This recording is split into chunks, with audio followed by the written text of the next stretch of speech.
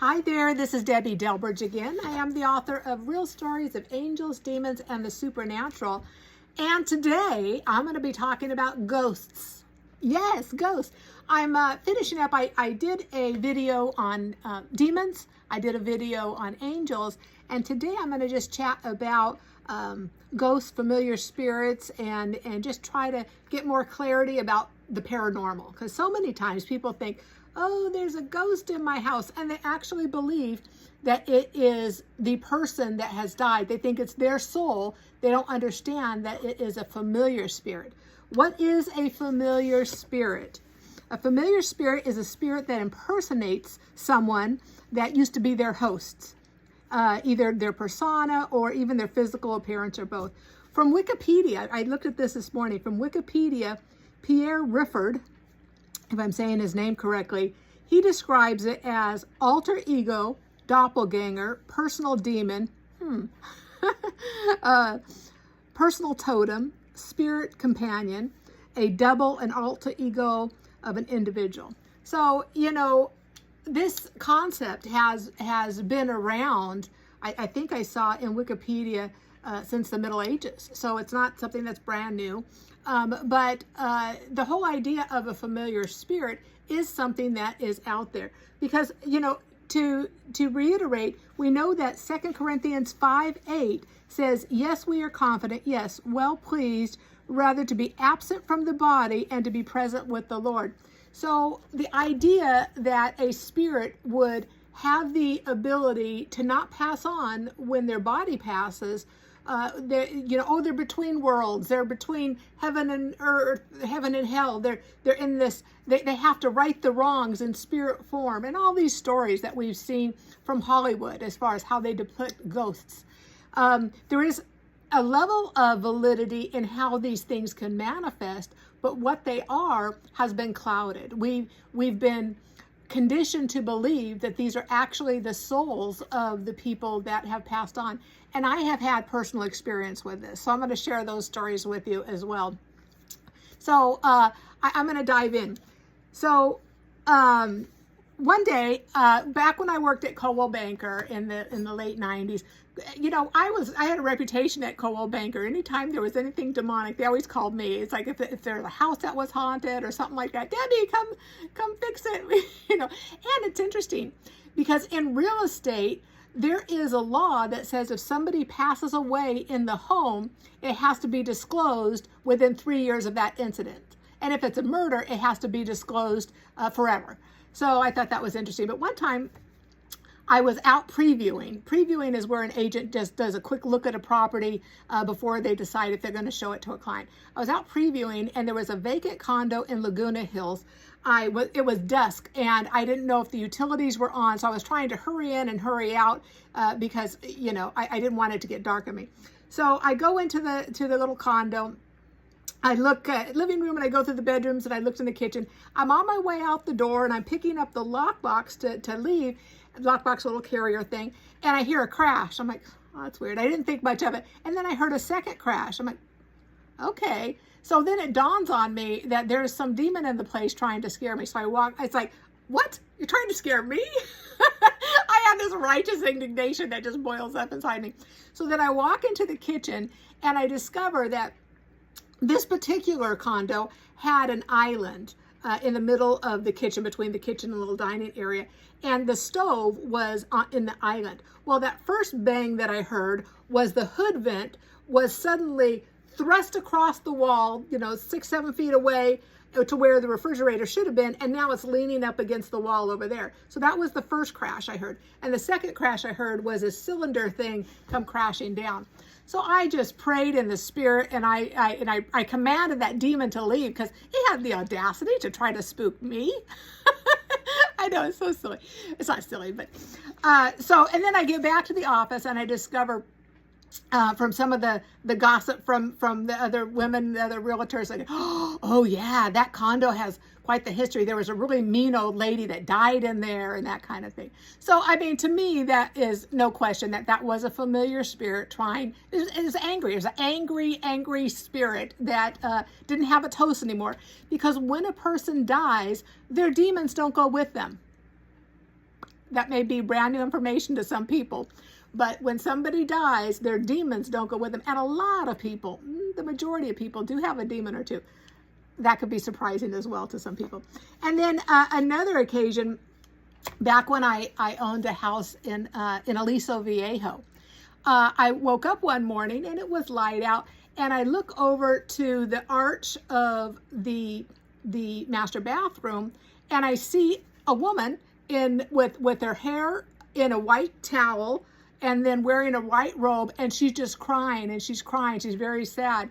And for some reason, I just knew that that was a familiar spirit of a woman that used to live there. Now, I bought the house from a single man. I don't remember on the paperwork if it said divorced or if it said widowed. I just don't remember that part of it. But I believe at some point that woman did live in that place. And, you know, it didn't spook me because I don't spook easy, but that was one of the occasions. And then I also had, some of you know my story of, I had the boyfriend of 2 years that committed suicide. You know, I've told that story even on the past videos talking about the angel experience, and that if you watch the angel video, you get a little bit of an idea. But that full story is in this book, and as far as Fred's suicide and that kind of thing. But a few days after Fred had committed suicide, I was driving along El Toro Boulevard, like heading out to Laguna Beach, if you're familiar with Orange County's roads and that kind of thing. So it's kind of a deserted road, no lights or whatever, and it's just a 2-lane highway. And all of a sudden, I sensed his presence very strong in the passenger seat. And it was just the strangest thing. I even smelled his cologne, and I go, well, that's weird. And it didn't seem evil. It didn't seem frightening, but it seemed like his presence was there with me. And then a couple of days after that, I was in my bedroom, and his presence returned. Now, I didn't see with my physical eyes. I didn't see any ghost or anything, but I felt his presence so strongly. It's almost like that movie Ghost, where she sensed the presence of Patrick Swayze, but she couldn't see him with her natural eyes. It was kind of like that. And the spirit was wanting me to know that he loved me, although I didn't hear any words. It was just the persona, the sense that I was getting from this entity that I just clearly felt in my room. And it was almost like it was trying, I want to make sure you're okay. I want to make sure you're okay. It was almost like this entity wanted to start a relationship. And because I didn't know for the longest time, is this a familiar spirit, or is this Fred? Did God somehow allow his spirit to come back down and check on me? I mean, God's a big God. He could do anything. But for a long time, but I didn't know. And I was okay. It's like, why would God allow this spirit to come check on me when I'm okay? You know, I'm okay. God was my comforter. I don't need a spirit to try to comfort me.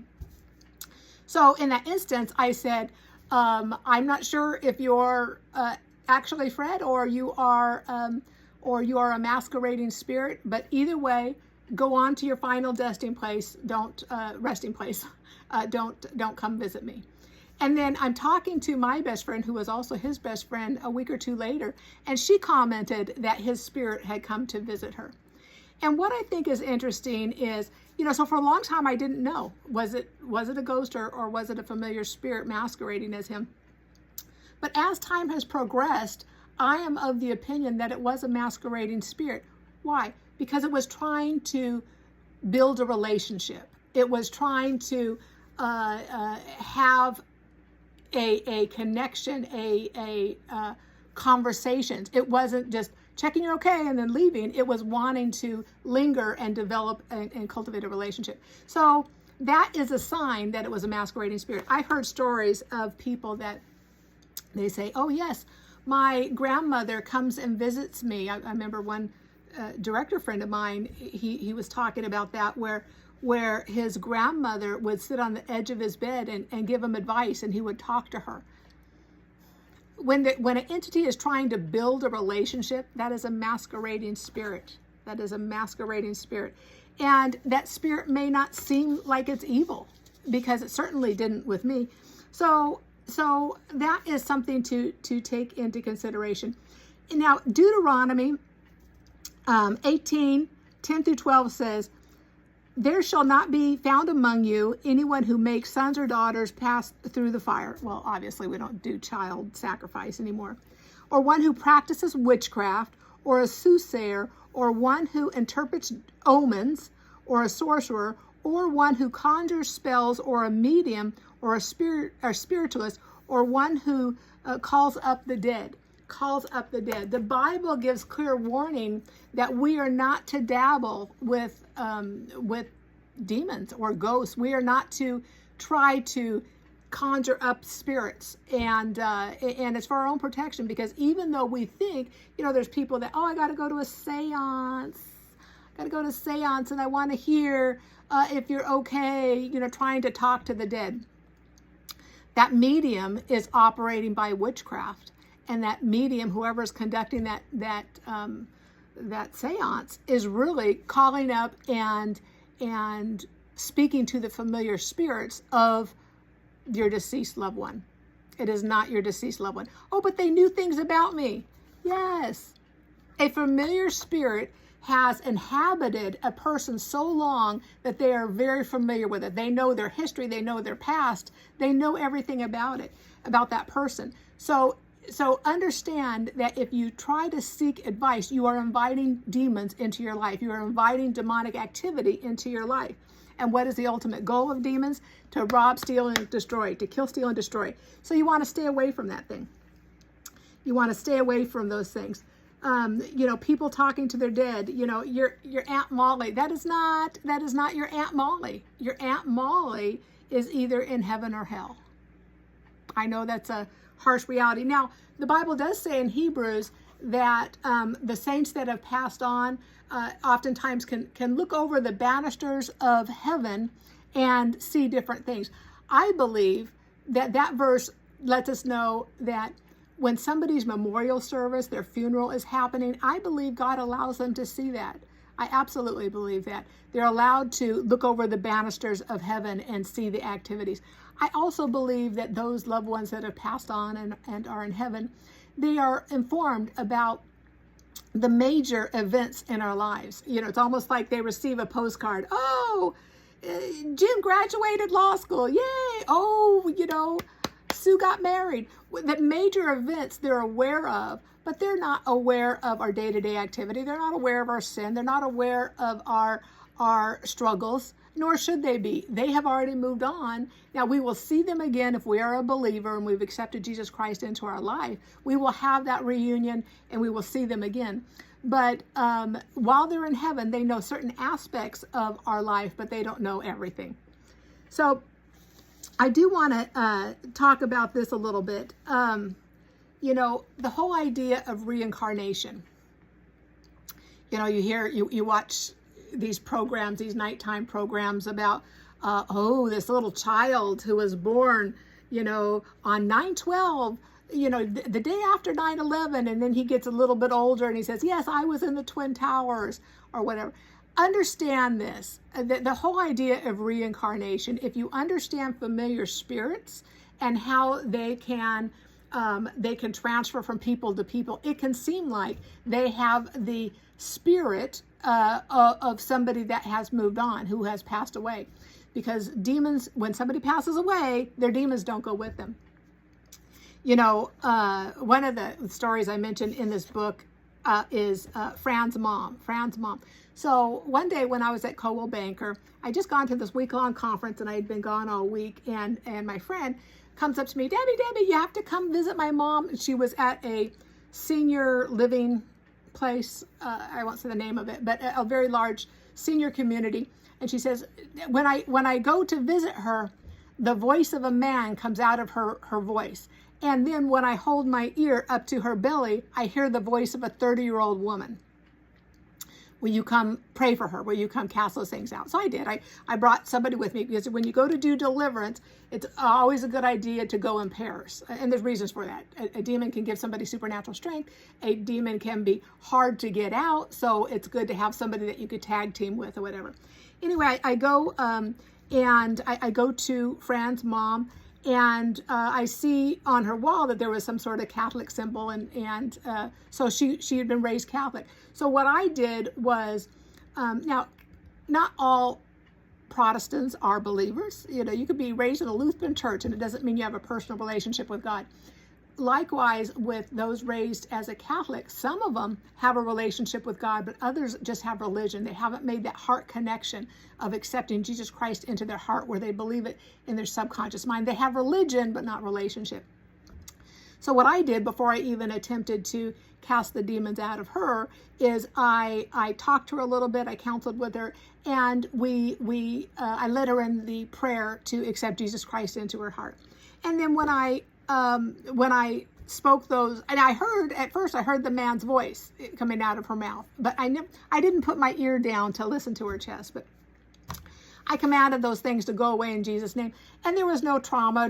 The body didn't elevate. She didn't spit pea soup out of her mouth. It was very calm. So probably didn't even need the other person. But I also had a word of knowledge. I said, and the spirit of fear must go too. So I commanded the spirit of fear to go.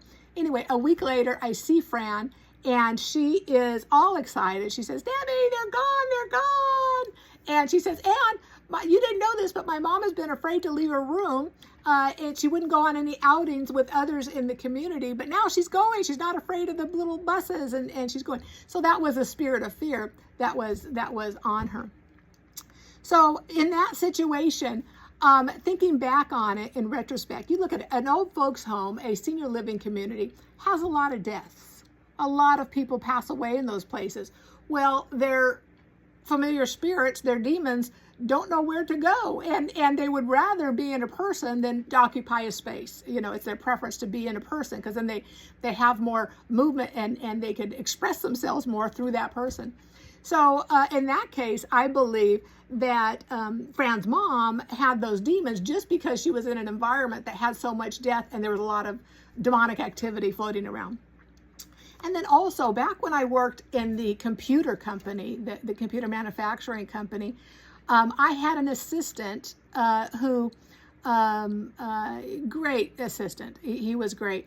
But he and I had become very good friends. Now, he told me one time, he was gay, and he told me one time that he had this boyfriend that he was New Agey, and the boyfriend was New Agey. They would sit across the table from each other, and they would do what they called share energies.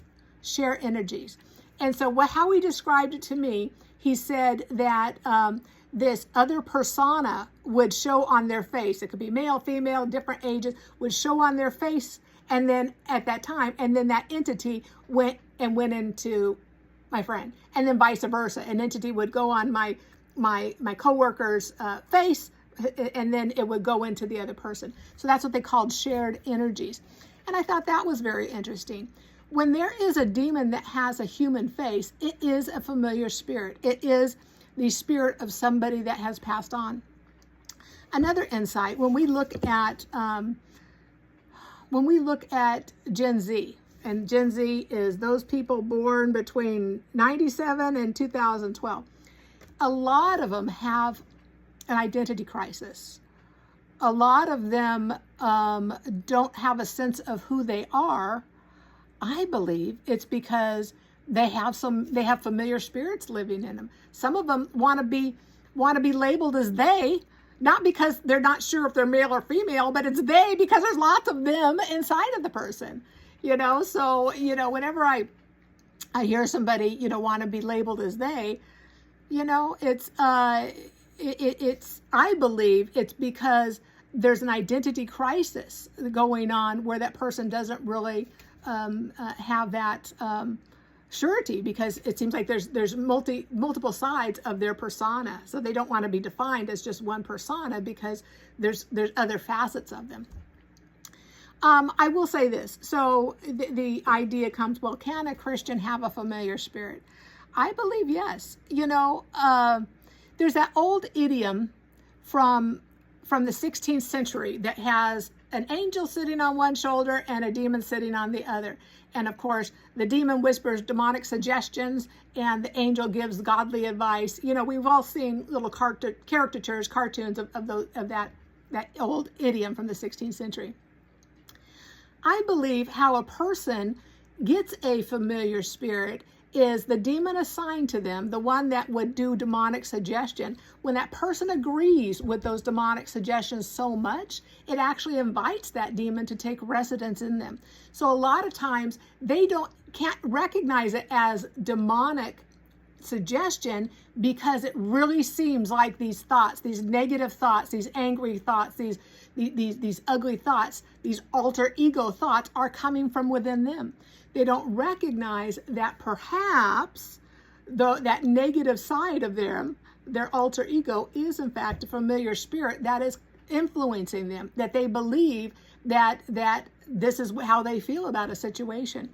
So we know that the spirit world works by agreement. We've said it many times. The spirit world can only operate by agreement. When we agree with demonic thoughts, that gives free license, that gives permission for demons to wreak havoc in our life, ruin our relationships, mess up on our jobs, all these, bring havoc into our life. Whereas when we agree with what God says in his word, it activates angels. And we talked about this on the angel video last time. Go back a few days. It activates angels to work on our behalf. So understanding our thought life is very important, and what we choose to embrace can determine our outcome. We are a lot more spiritually powerful than we recognize. What we agree with, the position we take has everything to do with it. I have this little example. It says in 2 Corinthians 10:5, take every thought captive, bringing it into subjection and casting down strongholds. What is a stronghold? A stronghold is a set of beliefs that are negative. It could be towards a certain propensity type of sin, or it could just be wrong beliefs. Casting down arguments, casting down the thoughts and beliefs that we may have that don't line up with what God says. We may believe a lot of negative stuff about ourselves, but that negative stuff doesn't line up with what God says about us. So we have to kick out those thoughts. And I almost envision it like this. We know that in the Bible, one of the names of Satan is Beelzebub. It's in the Bible. I'd have to look at my past notes to see what verse that's in. But basically, Beelzebub means Lord of the Flies. And you think about it, Lord of the Flies. What do flies do? Flies buzz around your head and keep trying to land on your head. Well, that is the reason why owners of horses, they put this fly mask on so flies cannot land in ears and in the eyes. And that's really what we need to do in the spirit realm. We can't allow these flies to land on our mind, because what will happen is they will try to lay their eggs. They will try to lay larvae, and all of a sudden you have maggots. When we agree with demonic suggestion, we've literally allowed demons to plant wrong thoughts, lay their eggs, have their babies, and when we speak, we're spitting out maggots. I know that's such a gross characterization, but it's a great illustration actually, because that's what happens. We wonder why things keep going wrong in our life. It's because we're agreeing with the alter ego. We're agreeing with demons that are planting their seeds, planting their eggs, their thoughts in our mind, and we're agreeing with it. So we need to be cognizant of that. So can a Christian have a familiar spirit? Absolutely.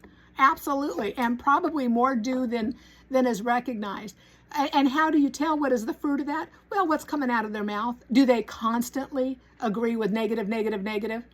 Do they constantly agree with fear? Do they constantly go into rage?